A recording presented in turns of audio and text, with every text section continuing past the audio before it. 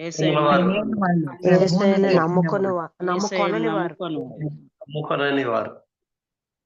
క్రైస్తవులు అని చెప్పుకుంటూ పాపాలు చేసిన వాళ్ళు అందరూ అయ్యా వారు కూడా ఉంటారు అందులో. వాళ్ళు కూడా ఉంటారు. దేవునికి స్తోత్రం ప్రియులారా. ఆమేన్. సంతోషం ఏంటంటే మనలో అలాంటి వారు ఎవరు లేరు. అవును కదా?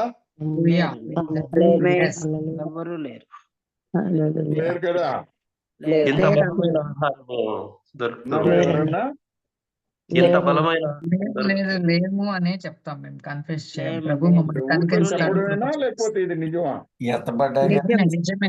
నిజం ఇది, నిజం. నిజం. అందుకే సహోదరుడు జీవన్ గారు ఏం చేస్తాడంటే, అమ్మా పాపం చేసి వెళ్ళిపోయారనుకో, మీకు మరలా ఈ ఈ ఈ ఈ శిక్షలన్నీ తప్పవు, అది కొట్టేశారు ఇది కొట్టేశారు అనే దానికన్నా కానీ మీరు మళ్ళా ఈ శిక్షకి లోనవుతారు, జాగ్రత్త అని మనల్ని ఎంతో ఆత్మతోటి హెచ్చరిస్తూ ఉంటాడు. ప్రేమైనటువంటి వాళ్ళరా, రొమ్ము కొట్టుకొని రోదన చేసే వాళ్ళం కాకుండా చక్కగా ఆయన ఎదుర్కోవడానికి సిద్ధపడే వాళ్ళుగా ఉండాలన్నదే ఈ గ్రూప్ లో ఉన్నటువంటి ప్రతి ఒక్క వాక్యం చెప్పేవాడైనా లేకపోతే వింటున్న మీరైనా కానీ ఉన్న కోరిక అది ఒకటే. నిజమా కాదా? నిజమేనా?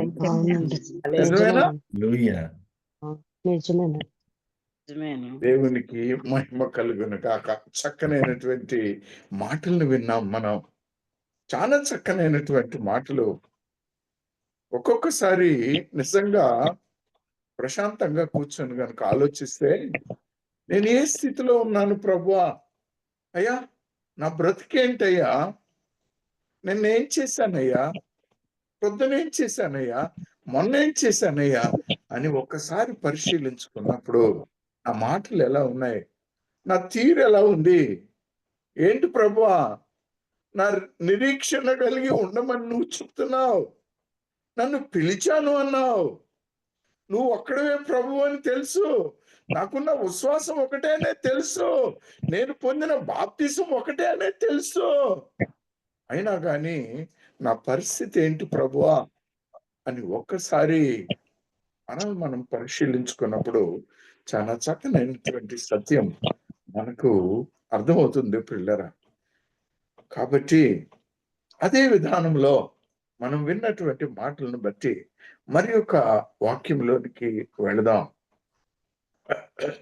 25వ వచనము, ఎఫెసీయులకు రాసిన పత్రిక 4వ అధ్యాయము 25వ వచనం నుండి 30 వరకు చదువుకుందామండి ఒకసారి. మనము ఒకరినొకరము అవయములై ఉన్నాము, ఒకరికొకరము అవయములై ఉన్నాము కనుక మీరు అబద్ధమాడుట మాని ప్రతి వాడును తన పొరుగు వానితో సత్యమే మాట్లాడవలెను. ఆపుదాం తల్లి. ఏం చేయాలంటమ్మా మనం? సత్యమే మాట్లాడు, అబద్ధం దానికంటే ముందు ఒకరికొకరము అవయవములమై ఉన్నాము. ఈ మధ్య నేను కోర్టుకు వెళుతూ ఉన్నప్పుడు అక్కడ ఒక మాట ప్రమాణం చేయిస్తుంటారు వాళ్ళు. దేవుని ఎదుట నేను అంతా నిజమే చెప్తాను, నిజము తప్ప మరి ఏది చెప్పను అని అంటారు. ఆడ అబద్ధం అనే పదం రానివ్వరు, నిజము తప్ప మరి ఏమి చెప్పను అంటారు. ప్రియమైన వర్లరా, మనలో మన పరిస్థితి ఏంటి? ఒక మాట ఈ వాక్యాన్ని బట్టి గమనించండి. నువ్వు అబద్ధం చెప్తే ఏమైనట్టు? రొమ్ము కొట్టుకునేట్టు అయినట్ట, లేకపోతే పర్లేదులే బ్రదర్ అన్నట్ట? ఏది రైట్? అబద్ధం చెప్తూ ఉంటే ఏది రైట్? రొమ్ము కొట్టుకుంటావా లేకపోతే ఆనందంగా ఉంటావా? రొమ్ము కొట్టుకుంటా. కాబట్టి మనం ఏం మాట్లాడాలి? సత్యమే మాట్లాడాలి. సత్యం అంటే నిజమైన వాక్యము. ఆ సత్యమే మాట్లాడాలి. రెండో మాటకు రండమ్మా, 26వ వచనంలో, కానీ పాపము చేయకుడి, చేయకుడి, సూర్యాస్తమించుడు అమ్మ అమ్మ అమ్మ అమ్మ వెళ్దాం, అక్కడికి వెళ్దాం. కోపపడుడి కానీ పాపము చేయకు. ఆజ్ఞాతిక్రమము పాపం, పాపము వల్ల వచ్చే జీతము మరణం. ప్రియమైన వాళ్ళారా, ఈ కోపం వచ్చినప్పుడు మనము ఏం చేస్తామో మనకు తెలియదు. వాళ్ళు చెప్తుంటారు అప్పుడప్పుడు, ఏందయ్యా వాడు సిగం వచ్చినట్టు అరుస్తున్నాడు అని అంటారు. అవునా కాదా? అవునా కాదా? అవునండి. మాట్లాడే మాటని నెమ్మదిగానే మాట్లాడొచ్చుగా. విచక్షణ కోపం ఎప్పుడు వస్తుంది అని నేను ధ్యానం చేసుకున్నప్పుడు నాకు అర్థమైంది ఏంటంటే, నేను ఎడదిరిగి ఓడిపోతున్నాను, ఇంకా నా మాటలు ఏం లేవు, వేస్ట్, నేను ఓడిపోతున్న అవతలోడి చేతిలో అన్నప్పుడు మనలో కోపం పెరిగిపోద్దంట, సెగం వచ్చేస్తుందట. మరి ఈ కోపం అబద్ధం చెప్పేటి వాళ్ళని ఒకరిని చూసాం, కోప్పడే వాళ్ళని ఇక్కడ చూస్తున్నా, లేకపోతే కోపము వలన పాపం చేసే వాళ్ళని చూస్తున్నా. వాళ్ళు రొమ్ము కొట్టుకుంటారా, లేకపోతే ఆనందంగా కేరింతలేస్తారా ప్రభు వచ్చినప్పుడు? రొమ్ము కొట్టుకుంటారు. అమ్మా, రొమ్ము కొట్టుకుంటారు. రొమ్ము కొట్టుకుంటారు. దాని కొరకు సూర్యుడు అస్తమించిన పిమ్మట మీ కోపము నిలిచి ఉండకూడదు. ఒక మాట అడుగుమంటారా నన్ను? అయ్యా నాకు ఎవ్వరి మీద కోపం లేదయ్యా అనేటువంటి మాట ఈ గ్రూప్ లో ఉన్నవారు ఎంతమంది ఉన్నారో ఒక్కసారి హల్లెలూయా చెప్పండి. నాకు ఎవ్వరి మీద కోపము అనేది లేదు ఈ రోజు అన్న వాళ్ళు హల్లెలూయా అని చెప్పండి. హల్లెలూయా. హల్లెలూయా. ఇద్దరు, ముగ్గురు, హల్లెలూయా. ప్రేమైనటువంటి వాళ్ళన నీ భార్య మీద, నీ భర్త మీద, నీ బిడ్డల మీద, నీ అన్నదమ్ముల మీద, నీ పొరుగు వాని మీద, నీ అధికారుల మీద నీకేముండకూడదు? కోపం ఉండకూడదు. ఒకవేళ ఉన్నా కానీ సూర్యుడు అస్తమించిన పిమ్మట మీ కోపము నిలిచి ఉండకూడదు. ఒకవేళ మీరు గనుక ఆ కోపంతోనే ఉంటే, కోపంలో ఏం చేస్తాం మనము? పాపం చేస్తాం. కోపంలో ఏం చేస్తాము? పాపం చేస్తాం. ఈ పాపము ఎలా మనకు చేయడానికి కారణమవుతుందంటే, అపవాదికి చోటు వచ్చేస్తుంది. అక్కడ చోటు ఇయ్యకుడి అంటున్నాడు ఇక్కడ. అపవాదికి చోటు ఇయ్యకుడి అంటే ఈ మూడు. మొట్టమొదటిది ఏమిటి? అబద్ధం ఆడకూడదు, సత్యాన్నే పలకాలి. రెండవది ఏంటి? కోప్పడకూడదు. కోప్పడినా పర్వాలేదు కానీ పాపం చేయకూడదు. ఈ మూడుట్లో నువ్వు ఏం చేస్తున్నా గాని ఎవరికి చోటిచ్చినట్టండి? అపవాదికి చోటిచ్చినట్టే. అపవాదికి చోటిచ్చినట్టే. రెండవది చూడండి, దొంగిలు వాడు ఇక మీదట దొంగిలింపక. అక్కర గలవానికి పంచిపెట్టుటకు వీలు కలుగు నిమిత్తము తన చేతులతో మంచి పని చేయొచ్చు కష్టపడవలెను. మోసకరమైనటువంటి పని కాదు, దురాశతో కూడుకున్న పని కాదు.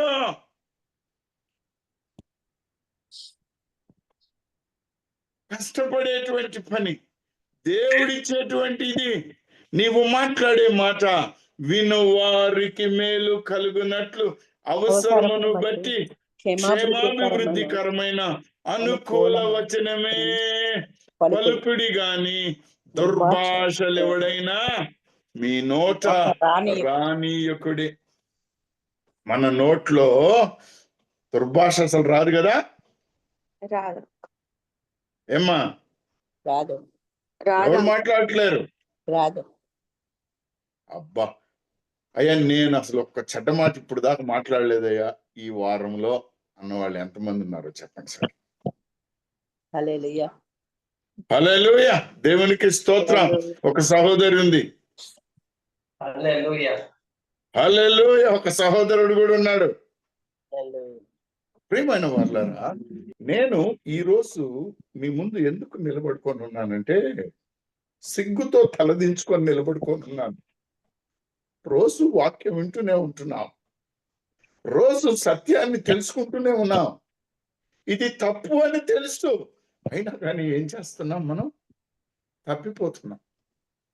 ఈ తప్పిపోయినప్పుడు రొమ్ము కొట్టుకోవడం, అయ్యా అయ్యా అయ్యా వచ్చేసావయ్యా, నువ్వు ఇంకా టైం ఉంది అనుకున్నానయ్యా నేను.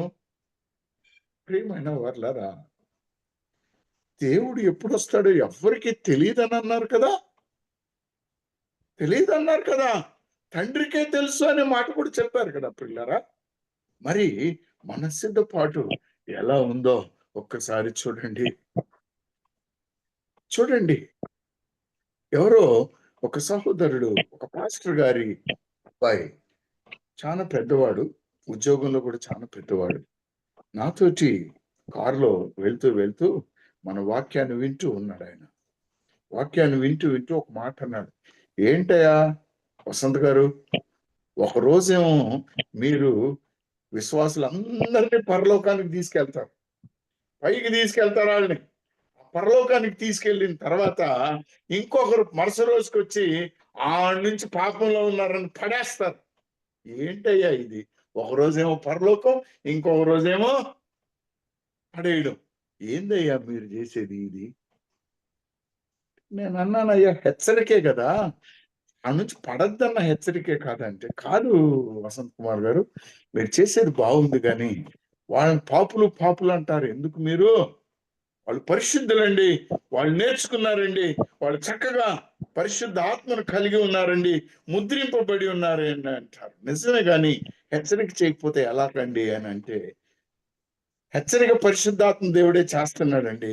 వాళ్ళు మంచితనంతోనే జీవిస్తారండి, నీతివంతంగానే బ్రతుకుతారండి. దేవునికి స్తోత్రం కలుగునుగా. అలాంటి జీవితం కలిగి ఉన్నట్లయితే క్రైస్తవ జీవితము ధన్యమైనటువంటిది. ప్రియమైన వారులారా, ఈ సత్యాన్ని ఎరిగినటువంటి మనం చివరిగా ఇంకొక మాటను 30వ వచనంలో చూసుకుందాం. చూడండిమ్మా. దేవుని పరిశుద్ధాత్మను దుఃఖపరచుకుడి. హల్లెలూయా, దేవుని పరిశుద్ధాత్మను దుఃఖపరచుకుడి. 3 చెప్పాను. అపవాదికి చోటిస్తా. అపవాదికి చోటు ఇవ్వడం అంటే ఎందుకు? అబద్ధం పలకడం, సత్యం మాట్లాడకపోవడము, దుర్భాషలాడడము, కష్టపడకుండా దొంగతనం చేయడము, క్షేమాభివృద్ధికరమైనటువంటి మాటలను మాట్లాడకుండా ఉండడము. ఏంటిది? దేవుని పరిశుద్ధాత్మను దుఃఖపరచడము. ఎందుకు దుఃఖపరచకూడదు? విమోచన దినము వరకు ఆయన యందు మీరు ముద్రింపబడి ఉన్నారు. హల్లెలూయా, ఎప్పుడు దాకా ముద్రింపబడి ఉన్నారు? విమోచన దినము వరకు. ఏమిటా విమోచన దినము? రొమ్ము కొట్టుకునే దినమే. నా మాట అర్థమవుతుందండి? అర్థమవుతుంది. దేవునికి స్తోత్రం కలుగునుగాక.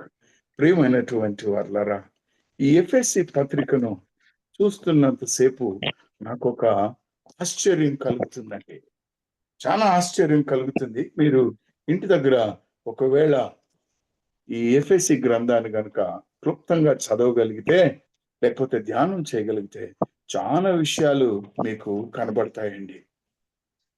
ఈ ఎఫెసీ గ్రంథము చాలా చక్కగా వ్రాసాడండి పరిశుద్ధాత్మ దేవుడు, మన కొరకు చేయించాడండి. ప్రార్థన చేసుకొని ముందుకు వెళదాం. మహోన్నతుడా, సర్వోన్నతుడా, సర్వశక్తిమంతుడు అయిన మా దేవ, మా తండ్రి, మీకే వందనాలయ్యా. అయ్యా, దేనికి కొరగానే వాడినయ్యా, పెంట కుప్ప మీద పడి ఉన్న నన్ను పైకెత్తి నీ కృపాసనము ముందు నిలబెట్టావు.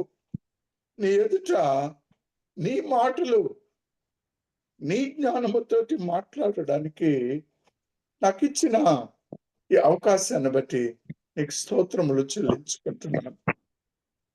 అయ్యా, నన్ను మరుగుపరచండి, మీ ఆత్మను అనుగ్రహించండి, నీ బిడ్డలతోటి మాట్లాడే మాటలు నాయన వారికి శుభప్రదమగినట్లు, వారు ఆనందించినట్లు, నిన్ను ఎదుర్కొనుటకు సిద్ధముగా ఉండినట్లు మీరే మాట్లాడమని, నా నోటిని మీ బూరగా వాడుకోమని యేసుక్రీస్తు ప్రభు పరిశుద్ధ ప్రశస్త శక్తి గల నామమున బ్రతిములాడి వేడుకొనుచున్నాం మా తండ్రి.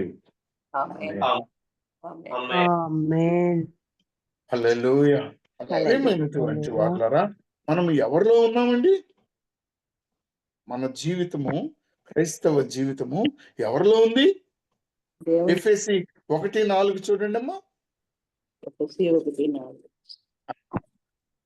ఎట్లనగా మన ప్రియులందు తాను ఉచితముగా మనకు అనుగ్రహించిన కృపా మహిమను కీర్తి కలిగినట్లు తన చిత్త ప్రకారమైన దయా సంకల్పము చొప్పున యేసుక్రీస్తు ద్వారా తనకు కుమారులుగా స్వీకరించుటకై మనలను ముందుగా తన కోసము నిర్ణయించుకొని హల్లెలూయా. ఆయన యందు ఉన్నాం మనం. ఆయన ముందుగా మనల్ని ఏర్పరచుకున్నాడు. ఆయన మనతో ఆయన కుమారులుగా నివాసము చేయడానికి తన కుమారులుగా మనల్ని చేసుకున్నాడు. ఎంత ధన్యమైన సత్యం అండి ఇది! ఎంత ధన్యమైన సత్యం ప్రియులారా. ఆయన యందు మనం ఉన్నాము. మనలో ఎవరున్నారు? 3:20 చూడండి అమ్మా. మనం ఆయనలో ఉన్నాం. మనలో ఎవరున్నారు? మనలో కార్యసాధకమైన తన శక్తి చొప్పున మనము అడుగు వాటన్నిటికంటేను ఊహించు వాటన్నిటికంటేను అత్యధికముగా శక్తి గల దేవునికి క్రీస్తు యేసు మూలముగా సంఘములో తరతరములు సదాకాలము మహిమ కలుగును గాక. ఆమేన్. ఆమేన్. ఇందాకే మాట్లాడాడు. ఆయన మహిమ కలిగిన దేవుడు మహిమగా తిరిగి రానై ఉన్నాడు. నీకు ఆ మహిమను అనుగ్రహించి ఉన్నాడు. నీలో ఉన్నాడు. మనలో కార్యసాధకమైన తన శక్తి. మనలో కార్యసాధకమైన తన శక్తి. ప్రియమైనటువంటి వాళ్ళారా, ఎంత గొప్ప దేవుడు అండి ఆయన! ఎంత గొప్ప దేవుడు! ఆయనలో మనకు ఆశీర్వాదము. ఎఫెసీలకు రాసిన పత్రికలోనే 1:18 చూడండి అమ్మా. 1:18.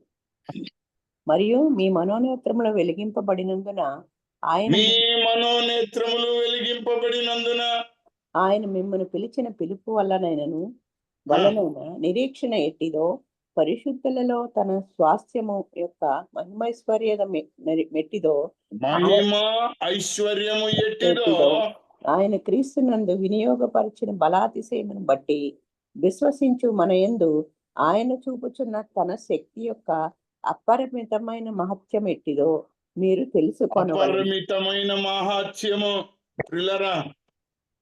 ప్రియులారా, ఆయన మహాత్యము, ఆయన ప్రభావము, ఆయన మహిమ మనకిచ్చి ఉన్నాడండి. ఆయన మనకిచ్చాడు. ఏ పాటి వారు మనిచ్చాడు? ఆయన ప్రేమ కృప తప్ప మన అర్హత కాదు, మన పుట్టుక కాదు. ఆయన మనకు ఇచ్చి ఉన్నాడు. ప్రియులారా, మన జీవితాన్ని గురించి ఒక్కసారి జ్ఞాపకం చేసుకోవాలంటే 2వ అధ్యాయం ఎఫెసీ 11వ వచనాన్ని చూడండి. మనం ముందు బతికేంది, తర్వాత బతికేందో అర్థం అవుతుందండి మనకు.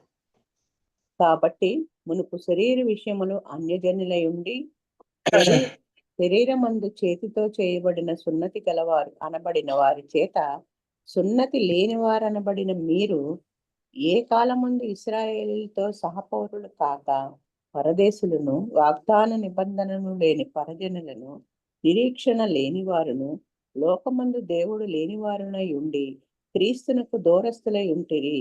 మీరు జ్ఞాపకము చేసుకొనుడి. చాలు తల్లి, అమ్మా, జ్ఞాపకం చేసుకోండి. దేవునికి దూరంగా ఉన్నా కానీ ఈ యేసుక్రీస్తు ప్రభు ద్వారా, ఈయన విశ్వాసము ద్వారా ఆయన దగ్గరికి మనం వచ్చాం. ఆయన దగ్గరికి వచ్చాము. కానీ ఆయనను ఎరగకుండా ఒకవేళ మనం బ్రతుకుతున్నాం అనుకోండి, మన బ్రతుకు ఏమవుతుందో చూడండి. 3వ అధ్యాయం 13వ వచనం చూడండి అమ్మా. ఎఫెసీ.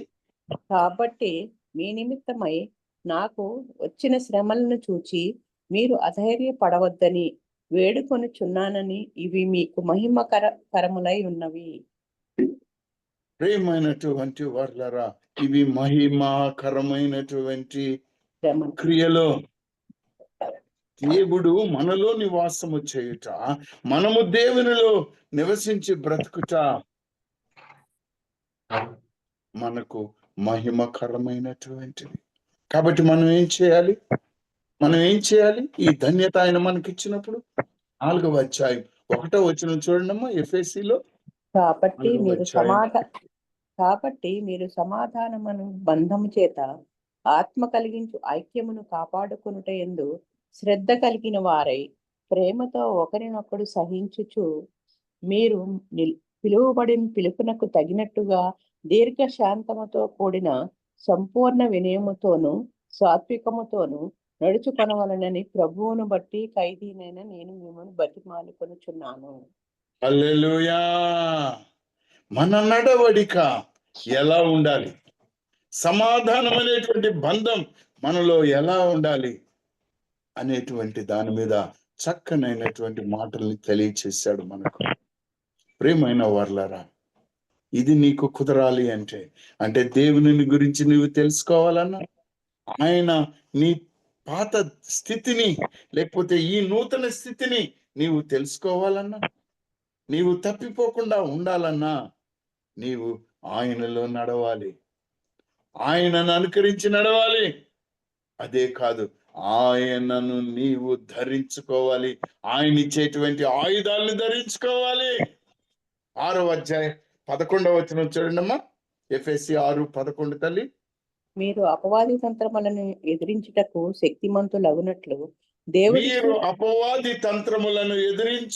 శక్తిమంతులగునట్లు దేవుడిచ్చు సర్వాంగ కవచమును ధరించుకొనుడి. ప్రియమైనటువంటి వారలారా, మనము ఈ ఈ ఈ సర్వాంగ కవచమును గురించి ఎరిగి ఉన్నాము. చాలా సార్లు మనము దీనిని ధ్యానము చేసుకున్నాం. కానీ ఈ దినం మన యొక్క ధ్యాన అంశము ఆత్మను దుఃఖపరచుకుడి.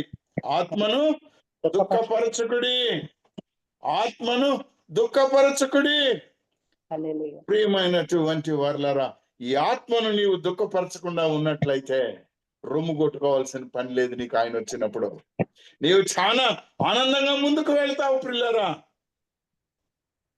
మన పితరులు ఆయనను అరణ్యములో 40 సంవత్సరాలు దుఃఖపరిచారు. అందుకే ఆయన అంటాడు, ఈ మనుషులు ఎప్పుడు ఇలాగే ఉంటారండి, వీళ్ళ పరిస్థితి ఇంతేనండి, నా ఆత్మ ఎప్పుడు వాళ్ళతో వాదించదండి. ఏది చెప్పినా కానీ ఏదో ఒక సమాధానం చెప్తారు. ఏంటయ్యా వసంత్ కుమార్, తెల్లారుజామున లేసి మోకాళ్ళు వేయలేదేంటి, బెడ్ మీద కూర్చొని కుర్చీ మీద కూర్చొని బైబిల్ చదువుతున్నావు, మోకరించవా? ప్రభువా నీకు తెలీదా, నా కొద్దిగా నీరసంగా ఉందయ్యా, నేను మోకాళ్ళు వేయలేనులే, ఇప్పుడు సర్దుకో. ఇలాంటి ప్రవర్తన దేవునికే సమాధానం చెప్పేటువంటి ప్రవర్తన. ఇది ఎవరి ప్రవర్తన? అయ్యా ప్రభువా తప్పు అయిపోయిందయ్యా, మోకాళ్ళు వేయలేదు ప్రభు, ఇప్పుడు వేస్తున్నా, బలం ఇవ్వయ్యా అని మోకరించినట్లయితే అది దేవుని ప్రవర్తన, విధేయతా ప్రవర్తన. ఈ విధేయత ప్రవర్తన మనకు లేకపోతే మన జీవితం ఏమవుతుందో చూడండి. ఆదికాండము 6వ అధ్యాయం 3వ వచనంలో ఉన్న మాట చూడండి. ఆదికాండము 6వ అధ్యాయం 3వ వచనం. 3వ అధ్యాయం 6వ అధ్యాయం 3వ వచనం. అవునాను, ఆదికాండము 6వ అధ్యాయం 3వ వచనము. అప్పుడు యెహోవా నా ఆత్మ నరులతో ఎల్లప్పుడూ వాదించదు. తల్లి, ఎవరి ఆత్మ వాదించదంట? దేవుని ఆత్మ, తండ్రి ఆత్మ. ఆ ఆత్మను ఎక్కడ పెట్టాడు? ఇప్పుడు మనలో ఉన్నాడు, మనలో పెట్టాడు. ఇక ఆయన మనతో ఏమని వాదించాలి? వితండం మాట్లాడుతున్నాం మనం ఎప్పుడు చూసినా గాని వితండము. విసిగిపోయాడండి ఆయన. దావీదు కీర్తన 95:10 చూడండి. ఈ మనుషులతోటి విసిగిపోయి ఉన్నాడు ఆయన. 95:10. మన 40 ఏండ్ల కాలము ఆ తరము వారి వలన నేను విసిగి వారి హృదయము తప్పిపోవు ఉదయమున తప్పిపోవు ప్రజలు, వారు నా మార్గములు తెలుసుకొనలేదని అనుకుంటుని. కావున నేను కోపించి వీరెన్నడను నా విశ్రాంతిలో ప్రవేశింపకూడదని ప్రమాణము చేసి తిని. హల్లెలూయా. నా విశ్రాంతిలో ప్రవేశము లేదు. ఒకవేళ నీవు గనక ఆత్మను దుఃఖపరిచినట్లయితే, దేవుని చిత్తమైతే మరి ఒక వారంలో ఆత్మను ఆర్పివేయడం ఏంటో చూద్దాం. ఇప్పుడు కేవలం దుఃఖపరచడమే మాట్లాడుతూ ఉన్నాం మనం. ఆత్మను దుఃఖపరచకుడి. ఎలా దుఃఖపరుస్తాం? అవిధేయత. ఆయన చెప్పిన ఆజ్ఞలను విడిచిపెట్టి ప్రవర్తించడము. ప్రియమైనటువంటి వారలారా, ఆయన విసిగిపోయాడు. యెషయా గ్రంథము 7వ అధ్యాయం 13వ వచనం చూడండి. ఆత్మను దుఃఖపరచడం ఎలాగో 7:13 చూడండి అమ్మా. 7:13. ఆ, అతడు ఇలాగూ చెప్పెను, దావీదు వంశస్థులారా వినుడి, మనుషులను విసిగించుట చాలుననుకుని నా దేవుని మనుషులను విసిగించుట చాలదన్నట్లు నా దేవుణ్ణి కూడా విసిగింతురా. హల్లెలూయా. నా దేవునిని కూడా విసిగింతురా. ప్రియులారా, ఈ ప్రశ్న, నేను మనుషుల్ని విసిగించవచ్చేమో, కానీ దేవుని విసిగిస్తే నా బ్రతికి ఏమైపోద్దండి? నా బ్రతికి ఏమైపోద్దండి? నా బ్రతికి ఏమవుతుంది? రొమ్ము కొట్టుకోవాల్సి వస్తుంది. రొమ్ము కొట్టుకోవాలి. హల్లెలూయా. చక్కగా చెప్పారు సహోదరి, చాలా బాగా చెప్పారు. యెషయా గ్రంథం 63వ అధ్యాయం 10వ వచనం చూడండి. యెషయా గ్రంథము 63వ అధ్యాయము 10వ వచనం తల్లి. 10వ వచనం. ఉమ్. అయినను వారు తిరుగుబాటు చేసి ఆయన పరిశుద్ధాత్మను దుఃఖింప చేయగా ఆయన పరిశుద్ధాత్మను దుఃఖింప చేయగా ఆయన వారికి విరోధి ఆయను, ఆయన వారికి విరోధి ఆయను, తానే వారితో యుద్ధము చేసెను. హల్లెలూయా. ఎవరండి యుద్ధం చేసేది? దేవుడు, ప్రభు యేసయ్య. హల్లెలూయా. నీవు గనుక పరిశుద్ధాత్మను దుఃఖపరిచినట్లయితే ఏం జరుగుద్ది? ఆయన విరోధి అవుతారు, విరోధి అవుతావు, మనతో యుద్ధం చేస్తారు. ఆయన యుద్ధం చేస్తే నువ్వు నేను బ్రతుకుతామా? ఉగ్రతకే తట్టుకోలేము.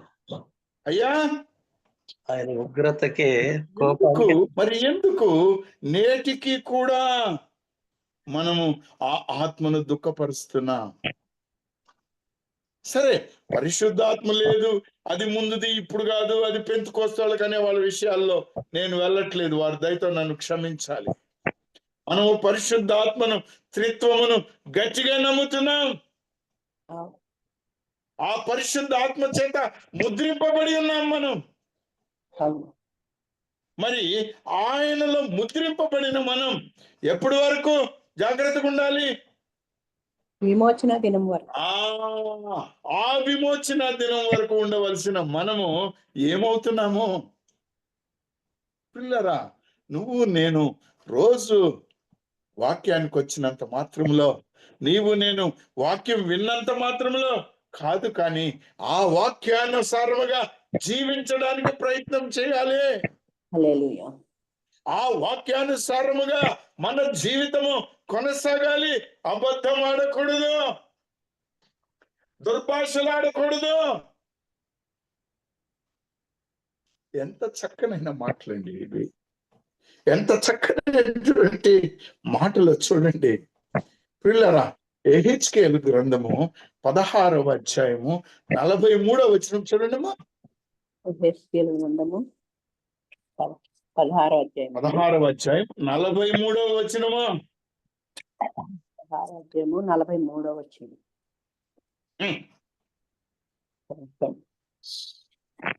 ఆయన యుద్ధం చేస్తాడు. అమ్మా, ఆత్మను మనం గనక దుఃఖపరిస్తే మనతో యుద్ధానికి ఆయన పిలిచినట్టే, రాయ్యా యుద్ధానికని. ఆయన వస్తే తట్టుకోలేము. నీ యవ్వన ఇక్కడ ఇంకొక మాట ఉంది చూడండి. నీ యవ్వన దినములను తలంచుకొనక వీటన్నిటి చేత నీవు నన్ను విసిగించితివి. నీ యవ్వన దినమందు తలుచుకొనక తలచుకొనక. అయ్యా, నువ్వు యవ్వనస్తుడిగా ఉన్నావేమో ఇప్పుడు. నువ్వు అనుకోవచ్చు, నాకేముందండి, నేను యవ్వనరాల్ని, అన్ని నడుస్తుందండి, తర్వాత నేను క్షమాపణ అడుక్కుంటాను కదా, ఇప్పుడైతే చేస్తాను. జ్ఞానవంతంగా తెలిసి పాపము చేస్తే మంచిది కాదండి, మారాలి. ఎందుకంటే నీవు ఆయన చేత ముద్రింపబడి ఉన్నావండి. ఆ ముద్రను గురించి మాట్లాడుతూ ఉన్నాం మనం. ఈ ముద్ర పరిశుద్ధాత్మని వలన మనకు వచ్చింది, అవునా కాదా? ఈ పరిశుద్ధ ఆత్మ దేవుడు మనకి ఈ ముద్రను వేశాడండి.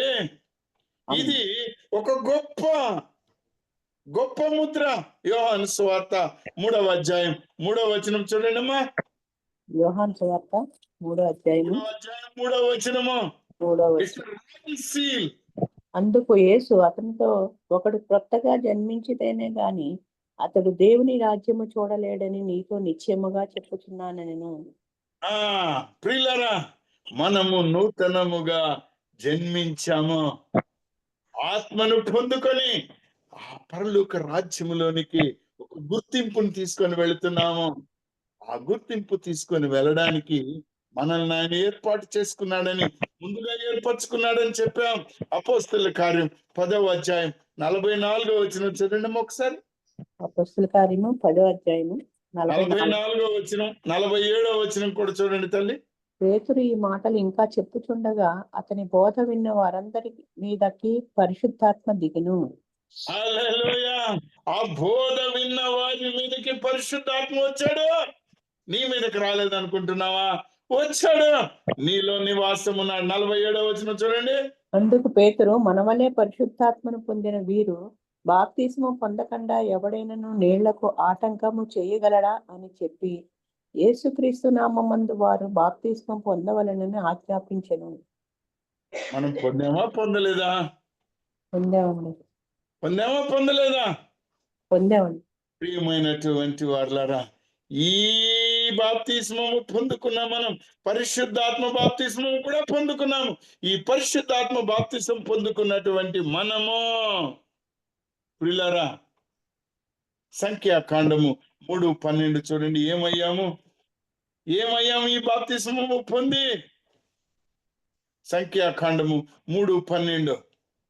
సంఖ్యాకాండము 3:12. 3:12. ఇశ్రాయేలీల నుండి లేవీయులను నా వశము చేసుకొని ఉన్నాను. ప్రతి తొలి చూలియు నాది కనుక లేవీయులు నా వారే ఉన్నారు.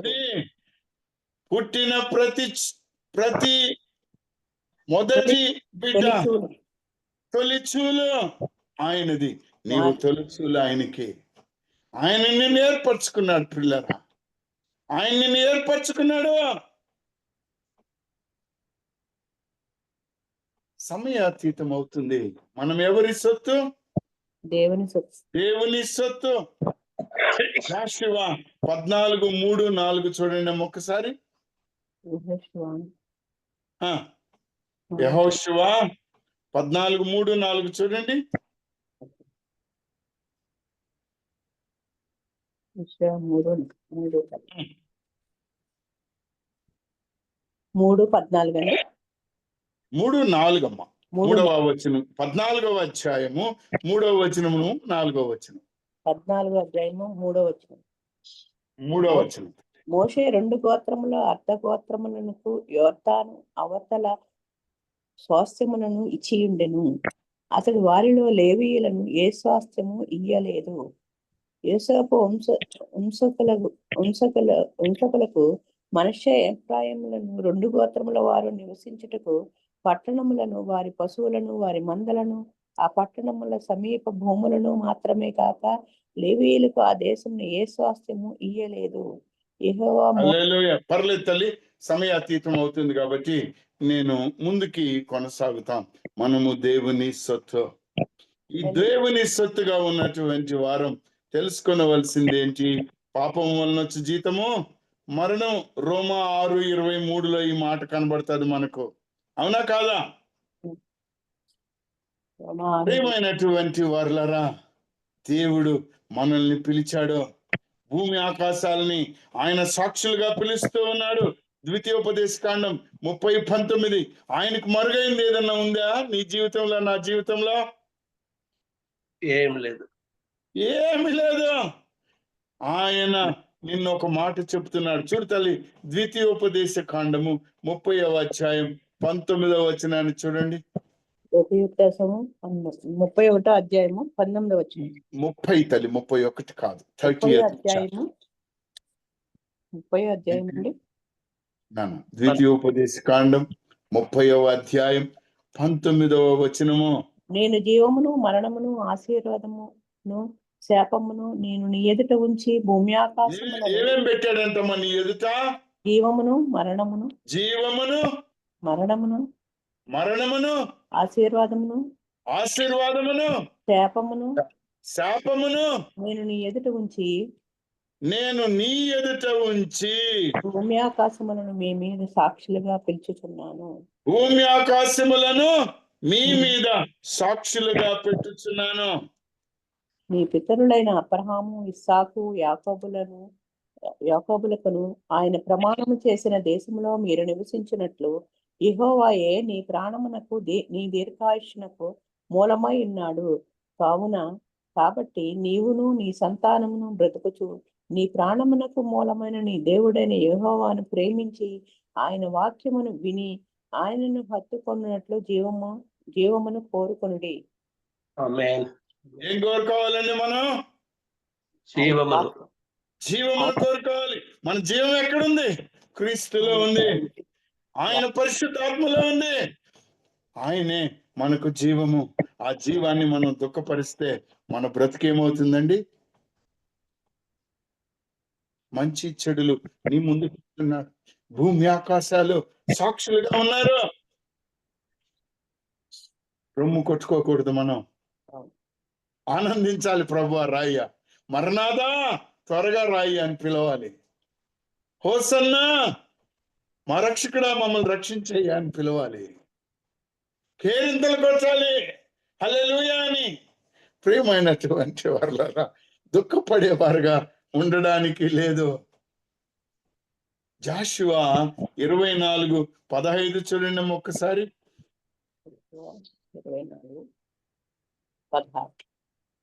24:15 తల్లి.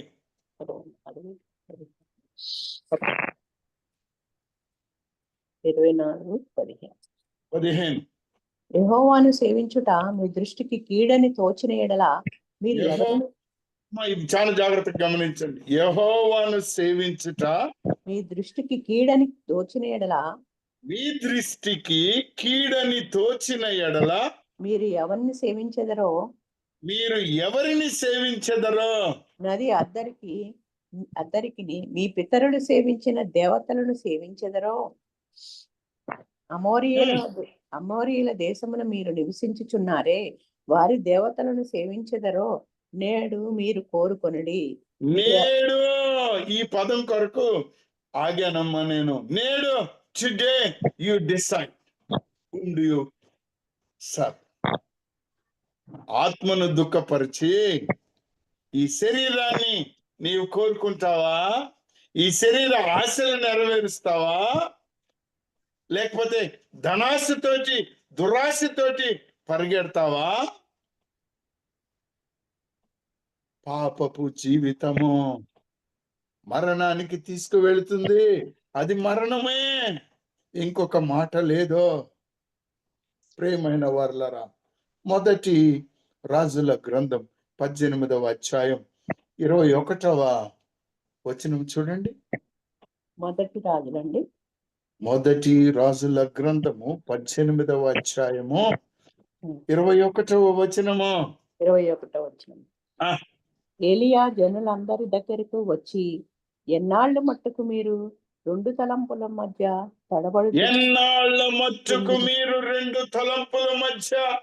తడబడుచుందరు. ఇక్కడ ఆపుదాం ప్రియులారా. ఏంటయ్యా వసంత్ కుమార్ గారు పాపం పాపం పాపం అంటున్నాడు. మేము ఎక్కడ పాపం చేసాము? ఏదో ఒక చిన్నదేదో చేసిన దానికి ఎన్నిసార్లు మాట్లాడుతున్నాడు ఆయన. ప్రియమైన వారలారా, క్షమించాలి నన్ను. మిమ్మల్ని అనట్లేదు నేను.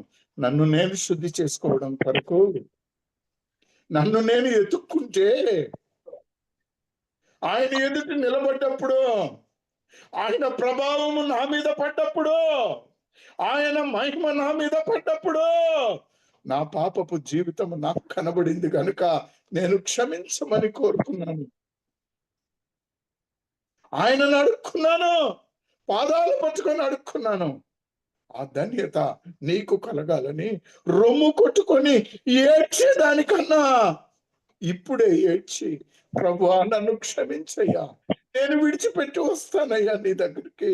అయ్యా ఈ జీవితం వ్యర్థమయ్యా, నీవు త్రాచులో చూస్తావయ్యా, ప్రభువా నన్ను క్షమించు నాయనా, నీవిచ్చిన రక్షణ అయ్యా అంతము వరకు నేను కాపాడుకోవాలయ్యా అనేటువంటి మాటను నీవు గుర్తెరగాలి. ఎందుకంటే దేవుడు నిన్ను కానీ ఎవరిని కానీ నాశనం చేయడంలో ఆనందించడు. ఆయన ఆనందించడు. యెహెజ్కేలు గ్రంథము 33వ అధ్యాయం 11వ వచనం చూడండి అమ్మా. యెహెజ్కేలు గ్రంథము 33వ అధ్యాయం 11వ వచనము.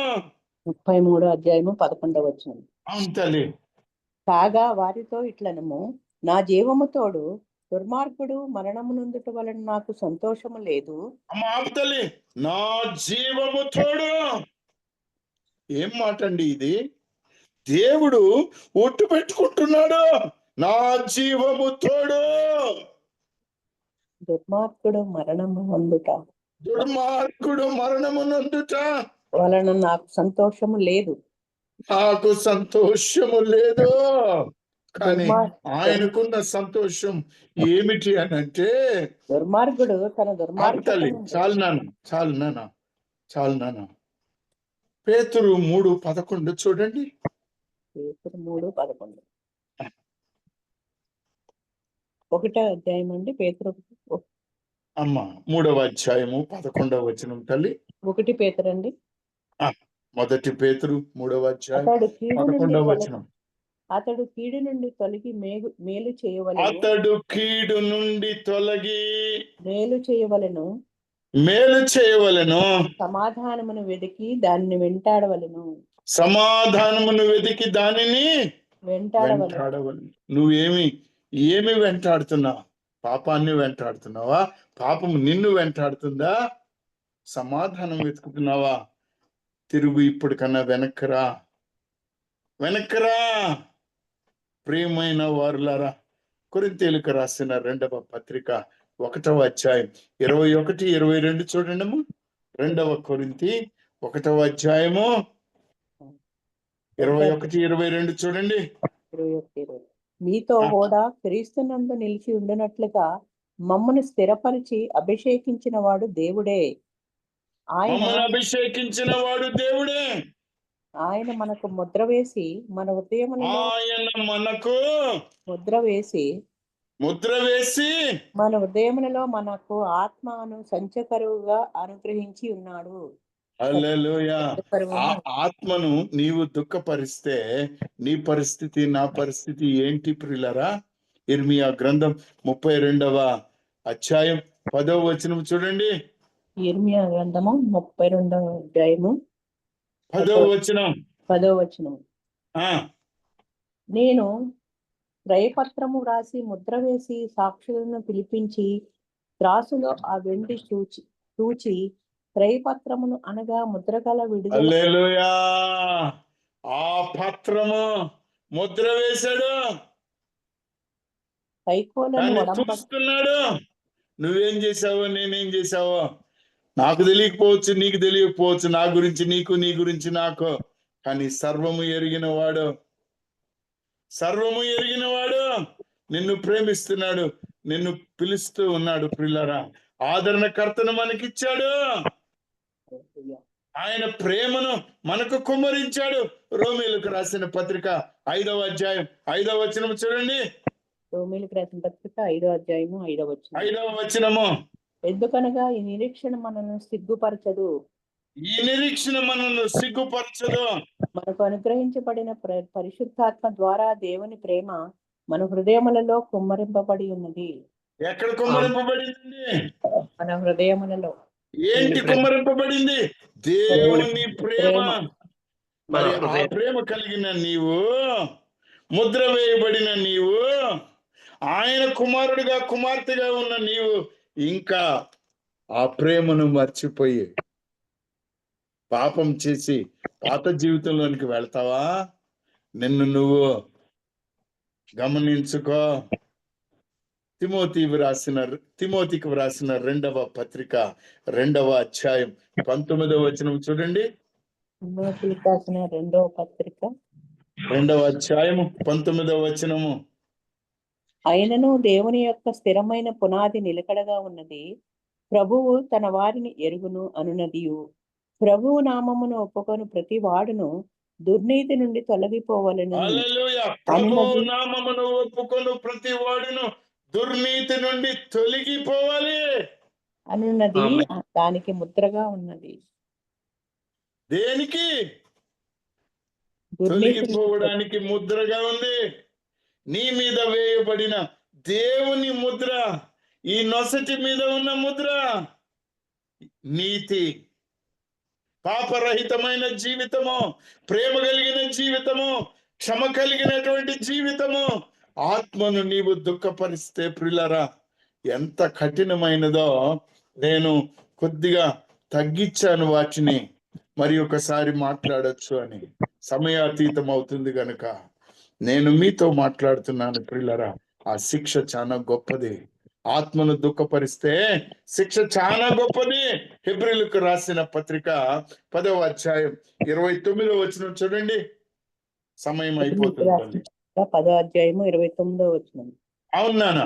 ఇట్లుండగా దేవుని కుమారుని పాదములతో తొక్కి తాను పరిశుద్ధపరచబడుటకు సాధనమైన నిబంధన రక్తమును అపవిత్రమైనదిగా ఎంచి కృపకు మూలమగు ఆత్మను తిరస్కరించిన వాడు ఎంత ఎక్కువైన దండనకు పాత్రుడుగా ఎంచబడనని మీకు తోచును. ఎంత ఎక్కువైన దండనకు పాత్రుడవుతామో ఒక్కసారి గమనించుకోండి ప్రియులారా. మళ్ళా చదవండి తల్లి మొదటి నుంచి దీన్ని.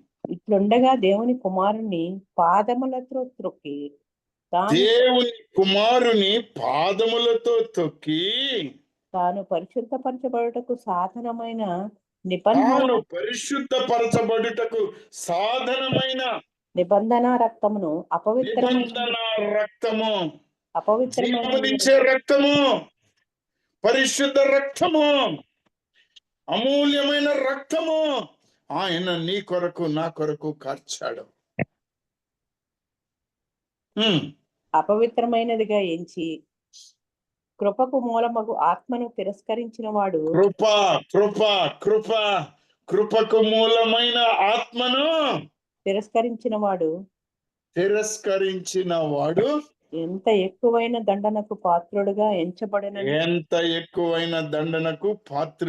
ఎంచబడను మనకు తెలుసు ప్రియులారా. అందుకే నిర్గమకాండము 23వ అధ్యాయం 21వ వచనం చూడండి. నిర్గమకాండము 23 21 ఆయన సన్నిధిని జాగ్రత్తగా ఉండి ఆయన మాట వినవలెను. వింటున్నావాను? వినట్లేదా? వింటున్నాను. మనము ఆయన శరీరంలో ఉన్నాం. ఎలా ఉన్నాము? అవయవాలుగా ఉన్నాం. అవునా కాదా? అవును. ఆయన శరీరములో అవయవాలుగా ఉన్నాము. ఒక్కొక్క అవయవానికి ఒక్కొక్క పని ఉంది. ఈ అవయవం ఎలా ఉండాలో తెలుసా ప్రియులారా? ఈ అవయవం ఎలా ఉండాలో తెలుసా? నిర్గమకాండము 28వ అధ్యాయము 11వ వచనాన్ని చూడండి. ముద్ర మీద చెక్కబడిన వాటి వలె చెక్కిన వాని పనిగా. ముద్ర మీద చెక్కబడిన వాటి వలె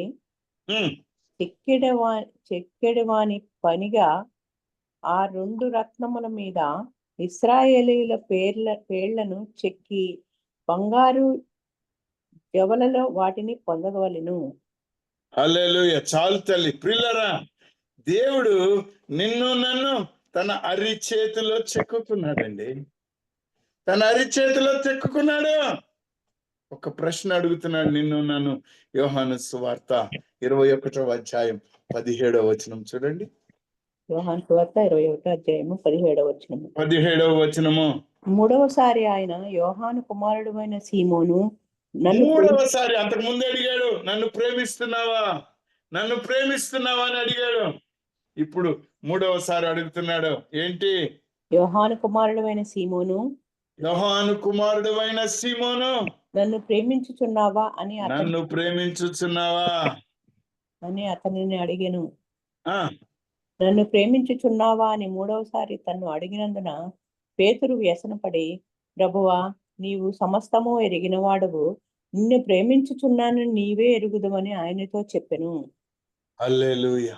నన్ను ప్రేమిస్తే నా గొర్రెలను మేపు, నా గొర్రెలను ఖాయము అన్న వాక్యాన్ని మనం ఎరిగి ఉన్నాం పిల్లరా. నీవు ఈ ప్రశ్న వేసుకో, లేకపోతే దేవుడు నిన్ను అడుగుతున్నాడని తెలుసుకో. ఇలా పేరు పెట్టుకో, వసంత్, నన్ను ప్రేమిస్తున్నావా అని దేవుడు నన్ను అడుగుతున్నాడు. నీవు నీ హృదయం మీద చేయి పెట్టుకొని నిన్ను నువ్వు అడుక్కో. మీనమ్మా, నన్ను ప్రేమిస్తున్నావని దేవుడు నిన్ను అడుగుతూ ఉన్నాడు. లూకా గారు, నన్ను ప్రేమిస్తున్నావని దేవుడు నిన్ను అడుగుతూ ఉన్నాడు. నీ సమాధానం ఏంటి? నీ సమాధానం ఏమిటి?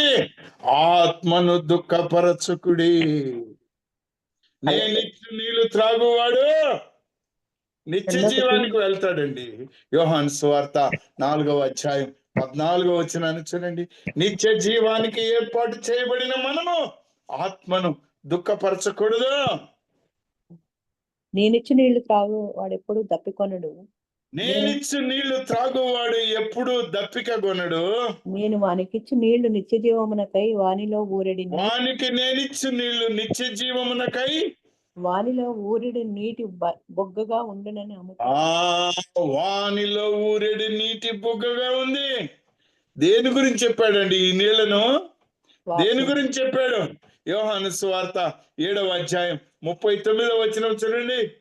యోహాను సువార్త 7వ అధ్యాయము 39. ఈ ఊరేటువంటి బుగ్గ ఏమిటి? ఈ నీళ్ళేంటి? తన యందు విశ్వాసం ఉంచు వారు ఆ పొందబో ఆత్మను గూర్చి ఆయన తన యందు విశ్వాసం ఉంచు వారు పొందబో ఆత్మను గూర్చి ఆయన ఈ మాట చెప్పెను.